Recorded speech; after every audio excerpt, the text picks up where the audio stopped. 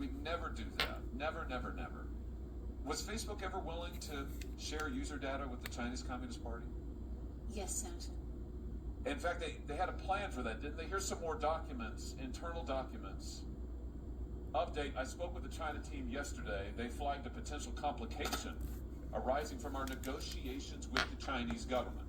I emphasize this is a Facebook document now. These are Facebook executives. In exchange for the ability to do operations in China, Facebook will agree to grant the Chinese government access to Chinese user data. There it is in black and white.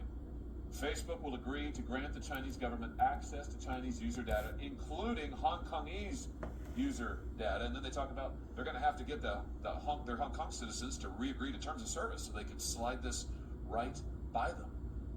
This is extraordinary. Can I just ask you, Ms. Wynne-Williams, was Americans' user data ever compromised, or they ever planned to compromise American user data in any way? Do you know? One of the challenges with the servicing a market as big as China was the internet infrastructure that would underpin that. So I mentioned the cable that they joined between the US and China, and that would be very helpful. But in servicing this market, but it would still mean that the service would be slow. So they contemplated using POP servers, and POP servers is a technical data center that brings the data closer to the end user. The challenge with POP servers is that you can't segregate data. It would have American data, it would have Chinese user data, and it would be on Chinese soil.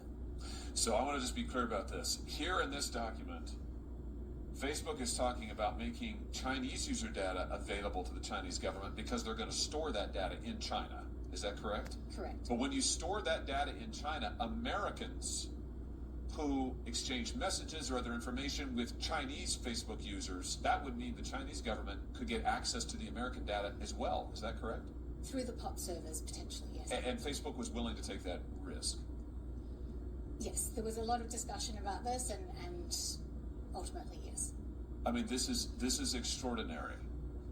This is exactly contrary to what Facebook has represented for years. Willing to build data centers, store data in China. They are willing explicitly to give the Chinese government access to it. And if that means that American user data is also compromised, they're willing to do that too. All for profits in China. There was virtually nothing they weren't willing to do. Chairman Grassley, Ms. Wynne-Williams, if we can, let's just look again at the privacy team email. Not that one.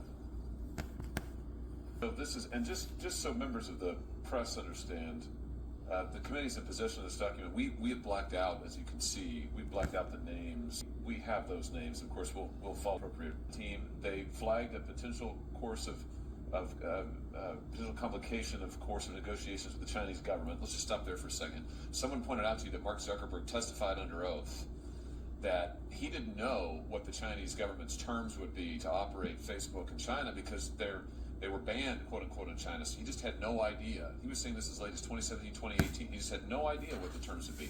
That's just categorically false, isn't it? Absolutely, Senator. And this email shows that it is false, correct? Correct. In fact, what this email shows is Facebook is in very regularly close contact with members of the Chinese government, down to specifying how they want the censorship tools to work. They're giving feedback on it, back and forth and back and forth. And here they've agreed on a set of censorship tools to deploy in Hong Kong, down to the fact that they say we're going to have to actually re-TOS. Does that mean terms of service? Correct. So in other words, they're going to have to push out to Hong Kong users a new click thing for them to click on, which they won't, of course, really understand or know because it's almost impossible to decipher. But in fact, what they're doing is it's allowing Facebook to stand up new censorship tools on behalf of the Chinese government. Is that correct? That's correct. Now, here's another interesting point. Back in 2012, the FTC here in this country, the FTC entered a consent decree with Facebook about privacy. Do you remember, Ms. Wynne-Williams, this would have been early on in your time at the company, but do you remember roughly any of the terms of that FTC consent decree? Because they are relevant here.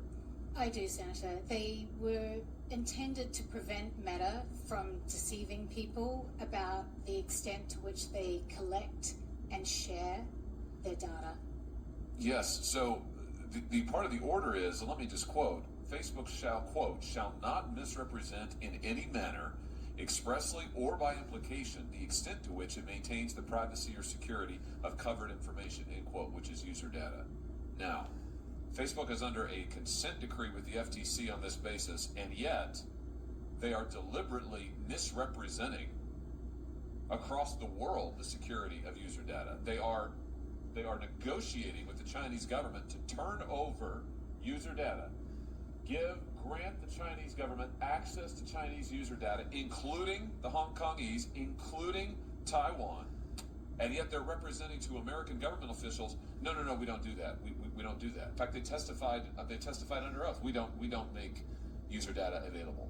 All of that was just lies. Is that fair to say, Ms. Wynne-Williams?